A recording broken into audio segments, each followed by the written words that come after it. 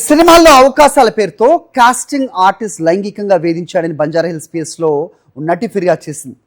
సినిమాలో heroine friend character ఇస్తానని చెప్పి కాస్టింగ్ ఆర్టిస్ట్ ప్రసాద్ మోసం చేశాడని నటి పోలీసులకు కంప్లైంట్ చేసింది. ఓ నిర్మాత కార్యాలయానికి రావాలని తనకు ప్రసాద్ ఫోన్ చేసినట్టు ఆ కంప్లైంట్లో పేర్కొంది. అక్కడికి వచ్చాక కారులో ఆమెను ఎక్కించుకుని సినిమా కాకపోతే ఇంకా మంచి అవకాశాలు ఇస్తానని చెప్పి లైంగికంగా వేధించాడని కాస్టింగ్ ఆర్టిస్ట్ ప్రసాద్పై ఫిర్యాదు చేసింది నటి. రైట్, నటిపై ఈ వేధింపులకు సంబంధించి పూర్తి డీటెయిల్స్ మా ప్రతినిధి సుష్మిత అందిస్తారు.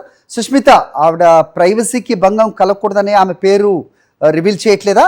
ఏమని కంప్లైంట్ చేశారు పోలీసులకు? ప్రస్తుతం ప్రసాద్ ఎక్కడున్నాడు, ఏంటి మీ దగ్గర అప్డేట్స్?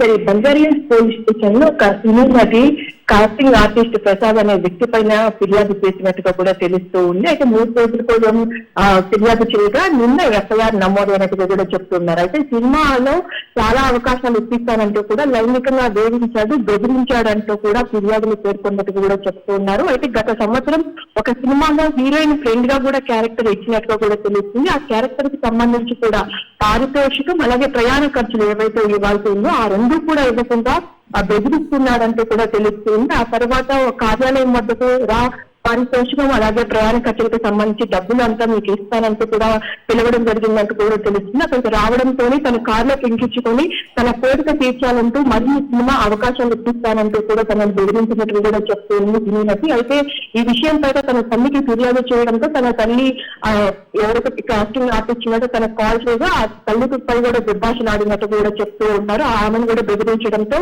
బంజారాహిల్స్ పోలీస్ స్టేషన్ లకు వెళ్లి ఫిర్యాదు చేసినట్టు కూడా చెప్తున్నారు. ప్రస్తుతం కేసు నమోదు చేస్తున్న పోలీసులతో దర్యాప్తు చేస్తున్నారు. ప్రస్తుతం కాస్టింగ్ ఆర్టిస్ట్ అతని కోసం కూడా పోలీసులు వెతుకుతున్నట్టు కూడా తెలుస్తుంది. అది ఓకే సుష్మిత.